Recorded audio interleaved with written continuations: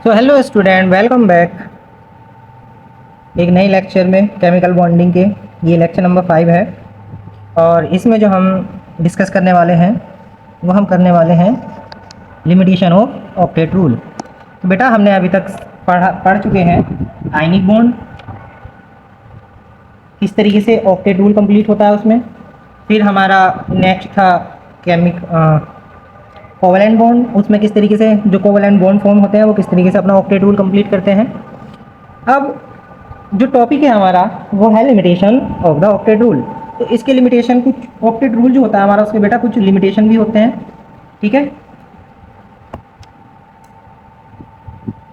अब हम उसका फर्स्ट लिमिटेशन देखते हैं, ठीक है। Octet limitation of octet rule में इनकम्प्लीट और ऑक्टेट, हमारे पास बेटा कुछ ऐसे एटम भी होते हैं, कुछ ऐसे एलिमेंट हैं या एटम कह लो कि जिनके पास 8 इलेक्ट्रॉन कंप्लीट नहीं हो पाते, ठीक है। बेटा ऑक्टेट रूल कब कंप्लीट होता है? 8 पर होता है, मैंने बताया था बेटा 8 पर होता है या फिर 2 पर होता है।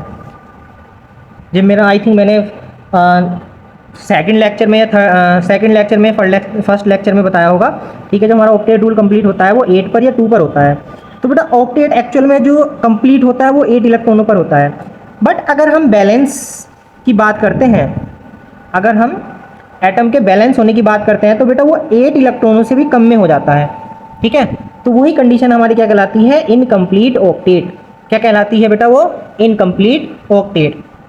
ऐसी कंडीशन कि 8 इलेक्ट्रॉन नहीं होने के बावजूद भी, यानी कि ऐसी कंडीशन जिसमें 8 इलेक्ट्रॉन से कम इलेक्ट्रॉन प्रेजेंट हो किसी एटम के अंदर, ठीक है, तो वहाँ पर भी उसका ऑक्टेट रूल कंप्लीट हो सकता है, यानी कि कह सकते हैं कि वो बैलेंस हो सकता है, ठीक है। तो यही मैंने लैंग्वेज में लिखा है, the octet rule can not explain the formation of certain molecules of lithium, beryllium, boron etc in which the central atom has less than 8 electrons in the valence shell, yet the molecule remain stable।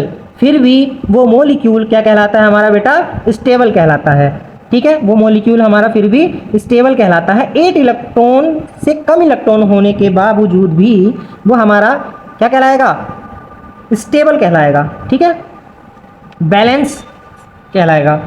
अब इसी में हम example देखते हैं। For example बेटा हमने यहाँ से ले लिया लिथियम क्लोराइड, ठीक है। क्या ले लिया हमने? Lithium chloride. तो लिथियम क्लोराइड का एटॉमिक नंबर होता है 3, ठीक है। लिथियम क्लोराइड का एटॉमिक नंबर होता है 3। अब यहाँ से इसका अगर हम यहाँ से इलेक्ट्रॉनिक कॉन्फ़िगरेशन निकालते हैं तो 1s2 2s1, तो 2 इलेक्ट्रॉन ही हो गए, 1 ही हो गए। अब इसकी जो आउटर मोस्ट सेल है, जिसको हम क्या कहते हैं बेटा? बैलेंस सेल भी बोलते हैं। क्या बोलते हैं उसको? Valence shell. तो बैलेंस सेल के अंदर कितने इलेक्ट्रॉन प्रेजेंट है? केवल एक ही इलेक्ट्रॉन प्रेजेंट है। यहाँ पर क्या है? एक ही इलेक्ट्रॉन प्रेजेंट है। तो अब ये भी क्या होगा? ये अपना ऑक्टेट जो कंप्लीट करेगा, यानी कि जो अपनी बैलेंस ही कंप्लीट करेगा बेटा, ये एक इलेक्ट्रॉन को लूज करके करेगा, ठीक है। तो यहाँ क्लोरीन है, क्लोरीन से एक इलेक्ट्रॉन को गेन कर लेगा और लिथियम एक इलेक्ट्रॉन लूज कर देगा, तो इस पर पॉजिटिव चार्ज आ जाएगा, इस पर निगेटिव। तो यहाँ से बेटा आउटर मोस्ट सेल, सॉरी, जो अंदर के जो सेल होंगे, ठीक है, इनर सेल, जो आउटर मोस्ट सेल से पहले वाला जो सेल होगा, अंदर वाला जो सेल होगा, उसमें देखो ये बैलेंस है, यानी कि ये फुल्ली फिल्ड ऑर्बिटल बन रहा है बेटा। क्या बन रहा है? ये फुल्ली फिल्ड ऑर्बिटल बनना है। और अगर ये फुल्ली फिल्ड ऑर्बिटल बनना है तो इसका मतलब ये क्या हो गया? बैलेंस हो गया, ठीक है। क्या हो गया? ये स्टेबल हो जाएगा, ठीक है। कैसा हो जाएगा? स्टेबिलिटी शो करेगा। जैसे यहाँ पे बेरिलियम, ठीक है, यहाँ पे ये बेरिलियम है, इसमें H2 लगा हुआ है, तो एक एक इलेक्ट्रॉन के साथ ये यहाँ बैलेंस हो जाएगा बेरिलियम। और इधर क्लोरीन के साथ क्या करेगा? क्लोरीन को इलेक्ट्रॉन को दे करके बैलेंस हो जाएगा बेटा, और यहाँ से हाइड्रोजन से इलेक्ट्रॉन लेकर के बैलेंस हो जाएगा, क्योंकि हाइड्रोजन के प्रेजेंट में ये मोर इलेक्ट्रोनिगेटिव बेरिलियम है, ठीक है, और ये लेस इलेक्ट्रोनिगेटिव हो गया। और यहाँ पर बेरिलियम क्लोराइड क्या हो गया? ये मोर इलेक्ट्रोनिगेटिव हो गया क्लोरीन, और बेरिलियम लेस इलेक्ट्रोनिगेटिव हो गया, ठीक है। तो इस तरीके से हम कह सकते हैं कि जो उसका जो सेंट्रल एटम है, ठीक है, किसी मॉलिक्यूल का या किसी कंपाउंड का जो सेंट्रल एटम होता है बेटा, तो उसमें जो इलेक्ट्रॉन अगर प्रेजेंट है, 8 से भी अगर इलेक्ट्रॉन उसमें कम है, तब भी वो कैसा रहेगा? हमारा स्टेबल रहेगा, ठीक है। अब हम बढ़ते हैं आगे की तरफ। नेक्स्ट लिमिटेशन क्या है हमारा बेटा?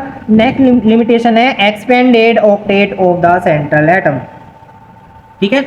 ऐसी कंडीशन जिसमें हम जो ऑक्टेट है उनको एक्सपेंड कर रहे हैं। इट मीन्स इलेक्ट्रॉन्स को क्या कर रहे हैं, बढ़ा रहे हैं। इलेक्ट्रॉन्स को क्या कर रहे हैं बेटा, बढ़ा रहे हैं, आगे की तरफ एक्सपेंड कर रहे हैं। और बेटा एक्सपेंड कब होते हैं, जब कोई इलेक्ट्रॉन जर्नल स्टेट यानी कि अपनी इनिशियल स्टेट से जंप करके नेक्स्ट स्टेट में चला जाए, ठीक है, यानी कि एक्साइटेड स्टेट में चला जाए। जर्नल स्टेट से इलेक्ट्रॉन जंप करके एक्साइटेड स्टेट में चला जाता है, इट मीन्स एक नए ऑर्बिटल में शिफ्ट हो जाता है, तो वो कंडीशन हमारी क्या कहलाती है बेटा, expanded octet of the central atom. और ये कंडीशन बेटा कौन शो करता है, ये कंडीशन शो करेगा 3D ऑर्बिटल। कौन करेगा, 3D ऑर्बिटल। क्योंकि 3D ऑर्बिटल जो है हमारा, वो जब हम उसमें इलेक्ट्रॉन शिफ्ट कराते हैं, लाइक हम करा रहे हैं जैसे फास्फोरस से करा रहे हैं या सिलिकॉन से करा रहे हैं, तो बेटा उस कंडीशन में जो है हमारा 3D ऑर्बिटल जो है वो वीकेंड रहता है। वीकेंड का मतलब है उसमें कोई भी इलेक्ट्रॉन प्रेजेंट नहीं होगा, उसमें क्या नहीं होगा, कोई भी इलेक्ट्रॉन प्रेजेंट नहीं होगा। तो इसलिए हम वहाँ पर 3D ऑर्बिटल यूज़ करते हैं। तो बेटा वो इलेक्ट्रॉन जंप करके आगे जाएगा, और बेटा जब इलेक्ट्रॉन जंप करके आगे जाएगा तो वो जितनी हाफ फील्ड ऑर्बिटल बनेंगे उतनी ही वैलेंसी शो करेगा, ठीक है। वैलेंसी कौन शो करते हैं बेटा, वैलेंसी वो शो करते हैं जो हाफ फील्ड ऑर्बिटल में प्रेजेंट होते हैं, यानी कि जिनके ऑर्बिटल कंप्लीट नहीं होते, या वो कंप्लीट करने के लिए अपनी बैलेंसी शो करते हैं कि भाई हमें इतने इलेक्ट्रॉनों की जरूरत है, यानी कि हमें इतने बैलेंस इलेक्ट्रॉनों की जरूरत है, तो हमें उतने ही बैलेंस इलेक्ट्रॉन चाहिए होंगे, ठीक है।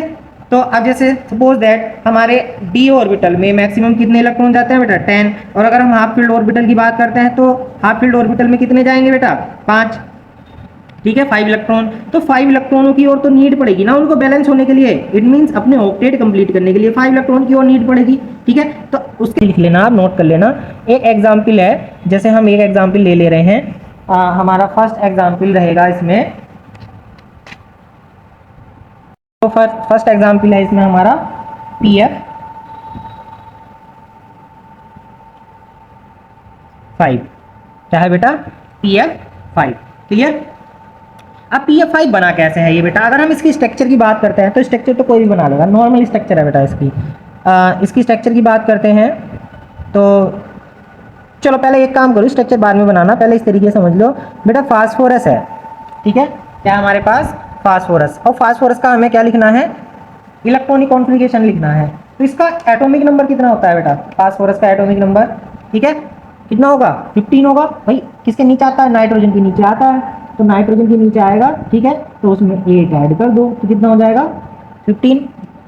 तो इसका एटॉमिक नंबर कितना हो गया, 15। अगर हम इसके इलेक्ट्रॉनिक कॉन्फ़िगरेशन की बात करते हैं बेटा, 1s2 2s2 2p6, ठीक है, 10 हो गए, और 3s2 3p कितने हो जाएंगे, 3, कितने हो गए बेटा, 3। ये भी हाफ फील्ड ऑर्बिटल शो करेगा नाइट्रोजन की तरह।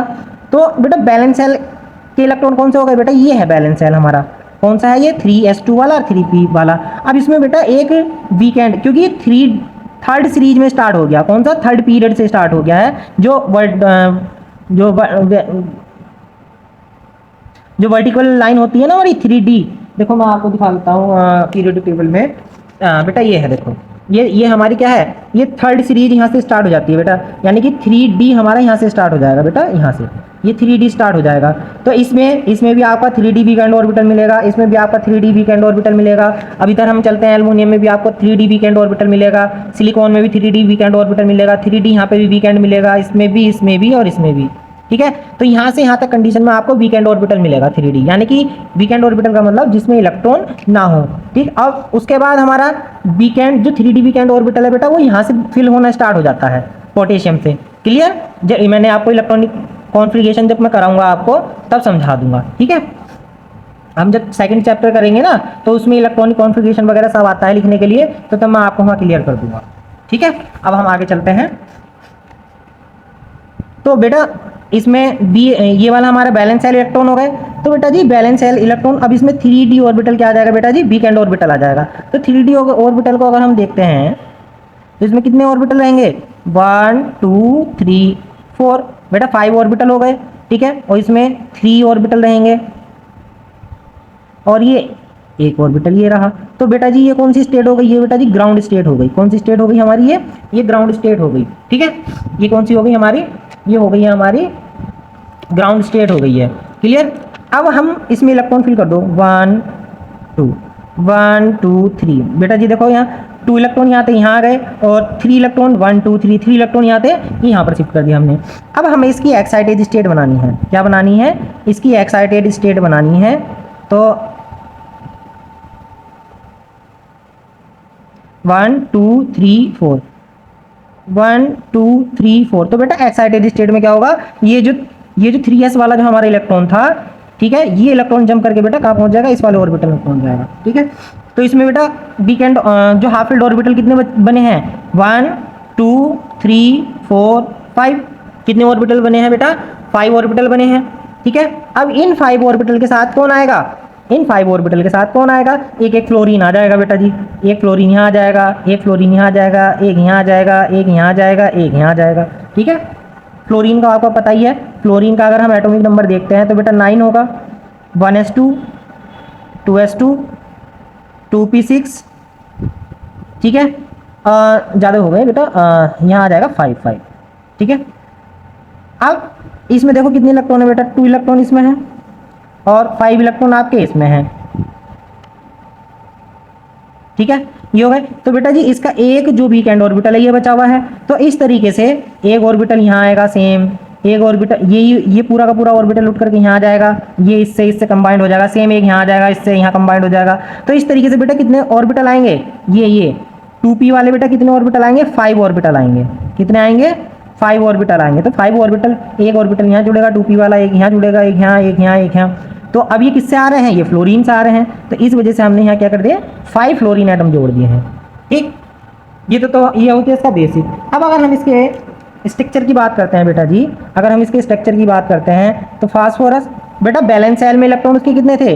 कितने थे? 1 2 3 4 5। कितने थे बेटा जी? 5। तो एक तो यहाँ लगा दो आप, 1 2 3 4 और ये 5, ये हो जाएंगे। ठीक है, ये हो गए। अब इसी तरीके से हमारा क्या आ जाएगा? इसी तरीके से हमारा फ्लोरीन आ जाएगा। बेटा जी एक फ्लोरीन यहाँ आ जाएगा, एक फ्लोरीन यहाँ आ जाएगा, एक फ्लोरीन यहाँ आ जाएगा, एक फ्लोरीन यहाँ आ जाएगा और एक फ्लोरीन यहाँ आ जाएगा। क्लियर? तो इस फ्लोरीन का इलेक्ट्रॉन ये आ गया, इस फ्लोरीन का इलेक्ट्रॉन ये आ गया, इस फ्लोरीन का इलेक्ट्रॉन ये आ गया, इसका ये आ जाएगा और इसका ये आ जाएगा। इनको जरा ऐड कर दो।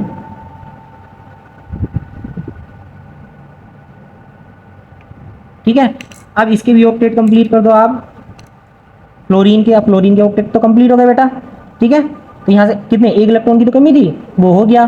तो यहाँ से कितने जो पेयर इलेक्ट्रॉन कितने बचे हैं बेटा? 1 2 3, यहाँ से 3 बचे हैं। तो 1 2 3, 1 2 3, फिर से 1 2 3, फिर से 1 2 3। ठीक है, और एक ये हो गया 5। तो बैलेंस हो गया ना इलेक्ट्रॉन। ठीक है, यहाँ पे भी कर दो। ठीक, ये हो जाएगा। कहने का मतलब है ये है, जैसा हमें लैंग्वेज में बताया गया है कि जो हमारा ऑक्टेट रूल है वो क्या हो जाएगा? वो एक्सपेंड हो जाएगा बेटा जी। क्या हो जाएगा? एक्सपेंड हो जाएगा। इट मीन्स वो हमारे 8 से ज़्यादा बैलेंस शो करेगा। कितने से ज़्यादा? 8 से ज़्यादा बैलेंस शो करेगा। ठीक है, 8 इलेक्ट्रॉनों से ज़्यादा बैलेंस शो करेगा। फॉर एग्जाम्पल, अब इसमें बैलेंस इलेक्ट्रॉन कितने हो गए? फास्फोरस के जो चारों तरफ इलेक्ट्रॉन बने हैं जिनसे फास्फोरस बैलेंस हो रहा है, वो टोटल बेटा कितने हो गए हैं? बताओ। देखो 1 2 3 4 4 5 5 ही हो गए। एक यहाँ से आ गया फ्लोरीन से। तो बेटा टोटल कितने हो गए? यहाँ से 2 इलेक्ट्रॉन मिलेंगे बैलेंस, यहाँ से भी 2 इलेक्ट्रॉन मिलेंगे बैलेंस, यहाँ से भी 2 मिलेंगे, यहाँ से भी 2 मिलेंगे और यहाँ से भी 2 मिलेंगे। तो ओवरऑल बेटा टोटल कितने हो गए? 10 हो गए। ठीक है, तो ये 10 इलेक्ट्रॉन कितने? 10 इलेक्ट्रॉन की बैलेंस शो करेगा। कितने इलेक्ट्रॉन की बेटा? 10 इलेक्ट्रॉन। तो यहाँ लिख देंगे हम 10 इलेक्ट्रॉन्स अराउंड फास्फोरस, यानी कि फास्फोरस की जो बैलेंसिंग कंप्लीट होती है वो 10 इलेक्ट्रॉनों से होती है। कितने इलेक्ट्रॉनों से होगी बेटा? 10 इलेक्ट्रॉनों से होती है। ठीक है, इसी के जैसा एक और ले लो। ठीक है, अब मैं इस तरीके से नहीं समझाऊंगा, मैं डायरेक्ट ऐसे ही समझाऊंगा। नेक्स्ट लेंगे हम सेकेंड ले लेंगे हम सल्फर और यहाँ से आ जाएगा फ्लोरीन। तो यहाँ से एक कंपाउंड है हमारा SF6।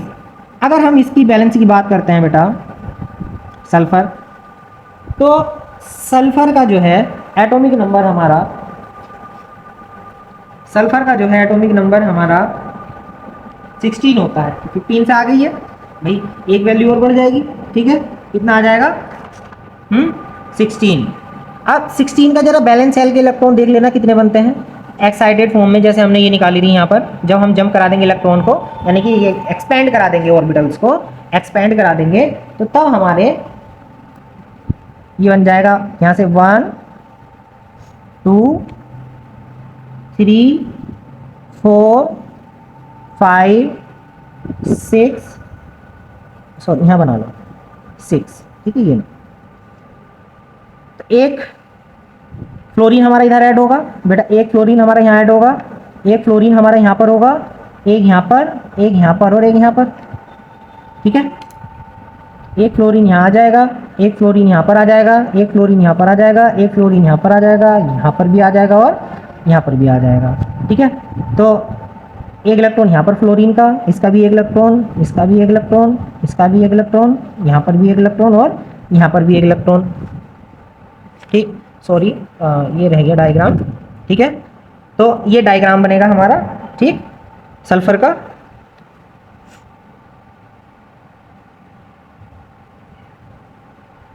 अब जो फ्लोरीन है, फ्लोरीन का भी यहाँ से इसके इलेक्ट्रॉन दिखा दो बैलेंस सेल के, ठीक है। इस तरीके से इलेक्ट्रॉन दिखा देंगे हम फ्लोरीन के बैलेंस सेल के electrons, clear.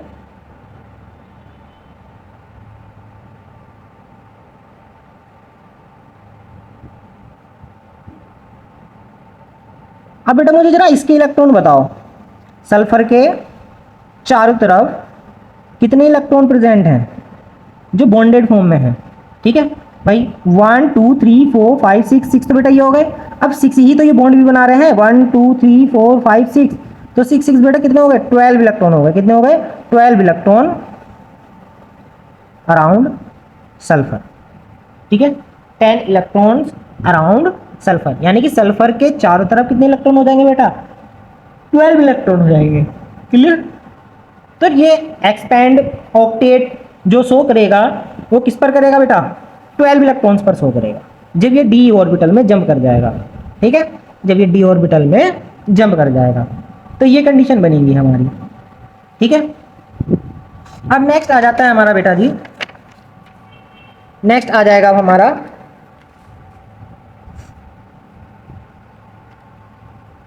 Added odd electron molecules. क्या आ जाएगा ऑड इलेक्ट्रॉन्स मॉलिक्यूल, ठीक है। ऑड इलेक्ट्रॉन मॉलिक्यूल का मतलब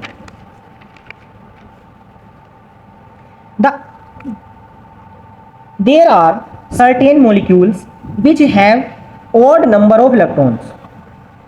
ऐसे मॉलिक्यूल जिनके पास क्या हो बेटा odd number of molecule present हो, ठीक है। क्या हो ऑड नंबर मॉलिक्यूल प्रेजेंट हो, like nitrogen oxide and nitrogen dioxide, and in these case octet rule is not satisfied for all the atoms। और इस कंडीशन में बेटा octet rule satisfy नहीं होता है, क्लियर। इस कंडीशन में octet rule जो है हमारा satisfy नहीं होगा। दोबारा समझो, देखो there are certain molecule which have odd number, it means ऐसे एटम या मॉलिक्यूल्स जिनके पास ऑड नंबर इलेक्ट्रॉन्स प्रेजेंट हो, सेंट्रल एटम के पास क्या हो ऑड नंबर इलेक्ट्रॉन प्रेजेंट हो, ठीक है। तो इस कंडीशन में हमारा क्या नहीं बनेगा ऑक्टेट रूल सेटिस्फाई नहीं होगा, यानी कि ऑक्टेट रूल फॉलो नहीं होगा, ठीक। जैसे अब नाइट्रोजन है बेटा, तो नाइट्रोजन के पास बैलेंस सेल में कितने इलेक्ट्रॉन होते हैं ऑड नंबर कितने हैं 1 2, ये देखो ये ऑड नंबर बचे, ठीक। ऑड नंबर बचे नहीं बचे, अगर हम वैसे भी देखते हैं तो 1 2 3 4 5 बेटा ऑड नंबर ही तो थे इनके पास, ठीक है। वो साफ साफ कह रहा है, क्लियर कह रहा है odd number of electrons like nitrogen oxide and nitrogen dioxide. इसमें भी ऑड नंबर रहेगा, ठीक है, और इस नाइट्रोजन में भी इसके पास और नंबर रहेंगे, यहाँ पर भी और नंबर रहेंगे और यहाँ पर भी और नंबर रहेंगे बेटा, किसके? इलेक्ट्रॉन्स के। इलेक्ट्रॉन्स के जिसके पास ऑड नंबर प्रेजेंट है वो क्या शो नहीं करेगा? वो हमारा ऑक्टेट रूल शो नहीं करेगा। क्लियर? ठीक है, आगे चलते हैं। This theory does not account for the shape of the molecule. इस थ्योरी के अकॉर्डिंग, यानी कि जो लुईस कॉन्सेप्ट है हमारा या ऑक्टेट रूल है हमारा, ये किसको एक्सप्लेन नहीं करेगा? ये बेटा उसकी शेप को, इट मीन्स उसके स्ट्रक्चर को एक्सप्लेन नहीं करेगा। ठीक है, तो ये इसमें कमी थी, लिमिटेशन थी इसकी। It can not explain the relation stability of the molecules in terms of the energy. जो रिलेटिव स्टेबिलिटी होती है, ठीक है, जो रिलेटिव स्टेबिलिटी एनर्जी होती है, ये उसको भी एक्सप्लेन नहीं कर पाया। ठीक है, बेटा जो मॉलिक्यूल की जो रिलेटिव स्टेबिलिटी एनर्जी होती है, यानी कि जिससे मॉलिक्यूल स्टेबल होता है, जिस एनर्जी से मॉलिक्यूल स्टेबल होगा, या तो मॉलिक्यूल इलेक्ट्रॉन को लूज करके होगा तो एनर्जी क्या होगी? यूज होगी, और वो इलेक्ट्रॉन गेन करके करेगा तो बेटा एनर्जी तब भी यूज होती है। तो उस कंडीशन में ये हमारा ऑक्टेट रूल या लुईस कॉन्सेप्ट हमारा उस चीज को एक्सप्लेन नहीं कर पाया। क्लियर? उस चीज को हमारा ये एक्सप्लेन नहीं कर पाया। ठीक है, तो ये हमारी 6 लिमिटेशन थी, ये कंप्लीट हो चुकी हैं। अब बेटा जी अब हम चलते हैं general properties of covalent compound. जिस तरीके से हमने general characteristic of ionic compounds की पढ़ी, आयनिक बॉन्ड की पढ़ी थी, उसी तरीके से हम किन की पढ़ेंगे? कोवेलेंट बॉन्ड की पढ़ेंगे या कंपाउंड कह लो। ठीक है, जम्बाई बहुत आ रही है भैया। तो हम यहाँ हेडिंग लिखते हैं, ठीक है, जर्नल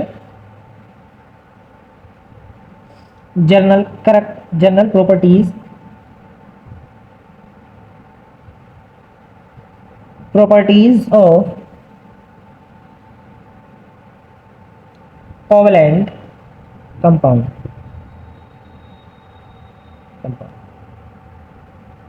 कोवेलेंट कंपाउंड। क्लियर? अब हम इसमें अगर पहली प्रॉपर्टी की बात करते हैं तो इसमें फर्स्ट प्रॉपर्टी आ जाएगी हमारी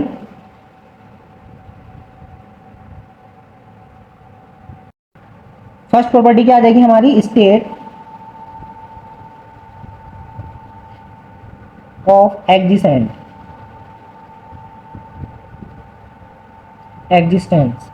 ठीक है, फर्स्ट प्रॉपर्टी क्या आ जाएगी हमारी? State of existence. अब इसमें क्या होती है? इसमें क्या होगा?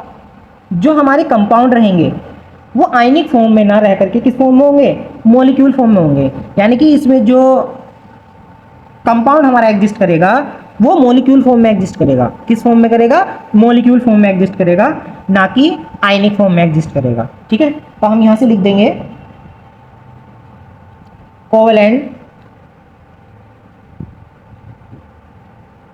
Covalent compounds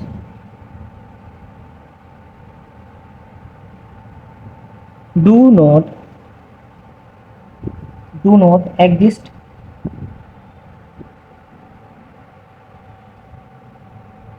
as ions, but they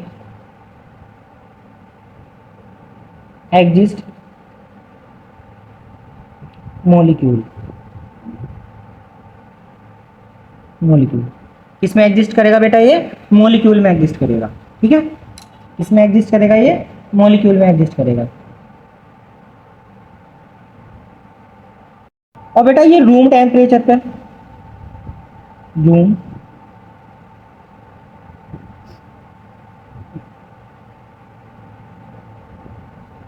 room temperature पर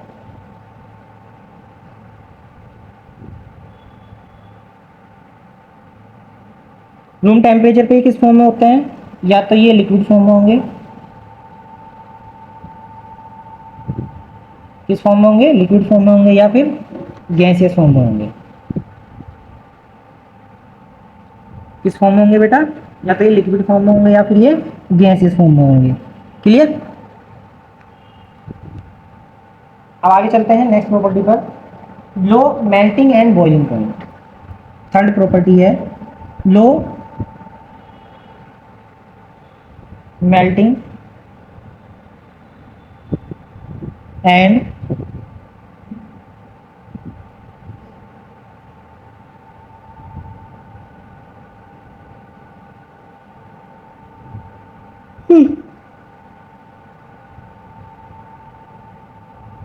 boiling point.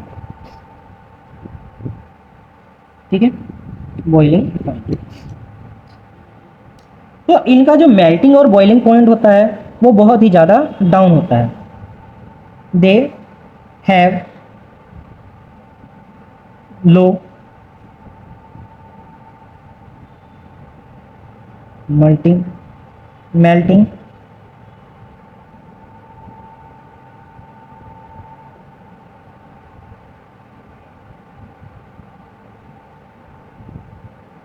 Melting and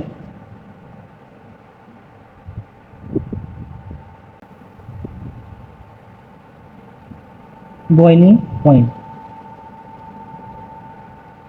clear? क्या होगा? They have low melting and boiling point. और इसी में ही नेक्स्ट कंडीशन क्या होगी? ये जो है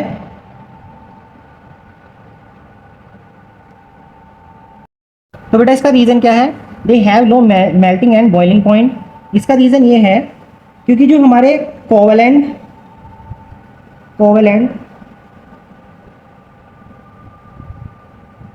कंपाउंड में जो बॉन्ड होता है, कोवेलेंट बॉन्ड होता है,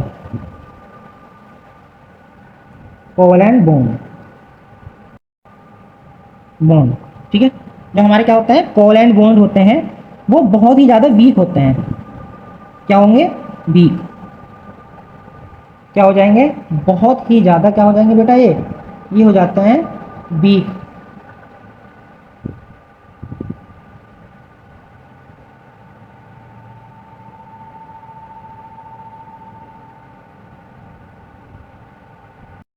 क्या हो जाएंगे? ये वीक बॉन्ड। क्या होते हैं? ये वीक बॉन्ड होते हैं। ठीक है, तो जो वीक बॉन्ड होगा वो बहुत ही जल्दी ब्रेक हो जाएगा। और जब वीक बॉन्ड ब्रेक हो रहा है, जब वीक बॉन्ड ब्रेक हो रहा है तो उस कंडीशन में क्या होगा? उस कंडीशन में जो हमारा कंपाउंड है, जो कोवेलेंट कंपाउंड बन रहे हैं हमारे, वो बहुत ही जल्दी क्या हो जाएंगे? मेल्ट हो जाएंगे या बॉयल हो जाएंगे। मेल्ट हो जाएंगे या बॉयल हो जाएंगे। ठीक है, अब हम नेक्स्ट प्रॉपर्टी की तरफ चलते हैं। नेक्स्ट है हमारी सोलिबिलिटी।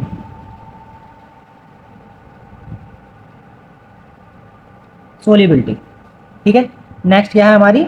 नेक्स्ट है हमारी सोलिबिलिटी। तो सोलिबिलिटी जो होती है इनकी, ठीक है, कोवेलेंट कंपाउंड की जो सोलिबिलिटी होती है वो बहुत ही लीस होती है, यानी बहुत ही डाउन होती है। इनकी जो सोलिबिलिटी होती है बहुत ही कम होती है। तो हम यहाँ लिख देंगे covalent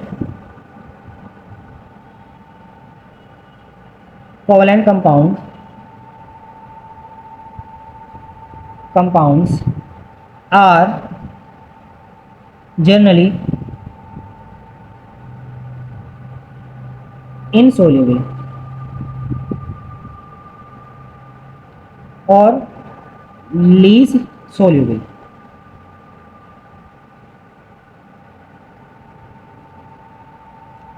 in water and polar solvent, but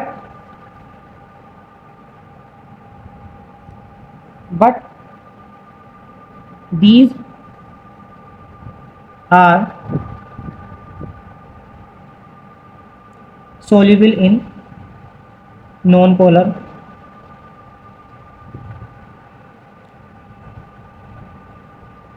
solvents like, for example, benzene C6H5, carbon tetrachloride CCl4, ठीक है, ETC। नॉन पोलर में तो ये सोल्यूबल नहीं है, ठीक है तो लेस सोल्यूबल है।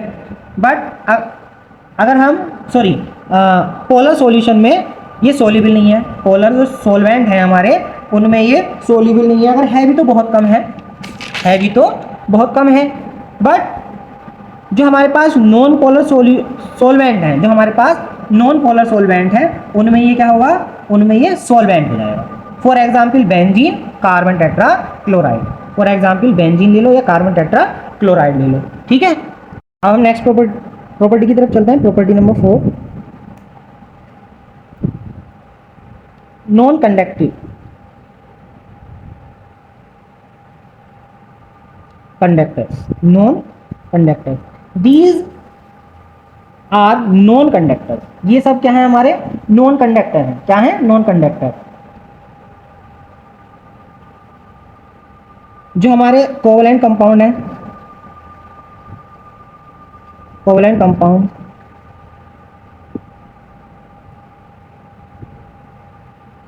Covalent compounds do not give ions in solution. बेटा इस बात का ध्यान रखना, जो कंपाउंड सॉल्यूशन में आयन प्रोड्यूस करते हैं वो इलेक्ट्रिसिटी के गुड कंडक्टर होते हैं, ठीक है। जो कंपाउंड वाटर में डिसॉल्व होने के बाद, यानी कि पोलर सॉल्वेंट्स में डिसॉल्व होने के बाद आयन प्रोड्यूस कर देते हैं, वो हमारे इलेक्ट्रिसिटी के गुड कंडक्टर होते हैं। But these compounds are not soluble in a polar solvent। अभी लिखवाया था यहाँ पर, ये इनसोल्यूबल होते हैं पोलर सॉल्वेंट में, लाइक वाटर। और जब ये वाटर में बेटा सोल्यूबल नहीं हो रहे हैं तो क्या नहीं देंगे, ये डू नॉट गिव आयंस। किसी भी सॉल्यूशन में, पोलर सॉल्यूशन में ये आयन प्रोड्यूस नहीं करेंगे। और बेटा जब ये आयन प्रोड्यूस नहीं कर रहे हैं, ठीक है, जब ये आयन प्रोड्यूस नहीं कर रहे हैं तो these are not a good conductor of electricity. यहां लिख दो। So these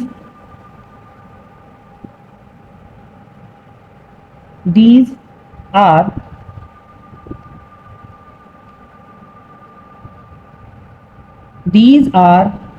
not good conductors